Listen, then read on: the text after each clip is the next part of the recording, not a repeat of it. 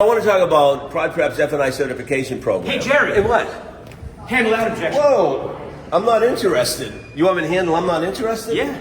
Oh, come on, I know you're interested. The question is, you just don't want to spend the extra money because you don't see enough value. You definitely want the product, right? You just don't see enough value to spend the extra money. I agree with that. All right, so let me ask you a question, okay? I'm sure you're interested in something that were free, right?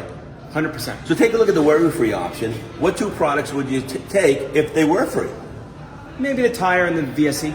Those are really good products, all right? Those are really good choices. But let me ask you a question. Why'd you pick those two? Seems like they'd have the highest risk. They do have the highest risk. And you know what? The factory doesn't cover those risks either. And you want to transfer that risk. And you admitted they're the highest risk. And for only an additional $28 a month, doesn't it make sense to have someone else take that risk? That's a lot of money. It is a lot of money, but when you break it down to a daily cost, seriously, because let's face it, your payment's $600 a month in that car. That's $20 a day you're spending for that car. And that's already in the bank. You could say you're on a budget, but your budget's a mental budget. Everything's in the bank, right? Yeah. But you still spend money every day, right?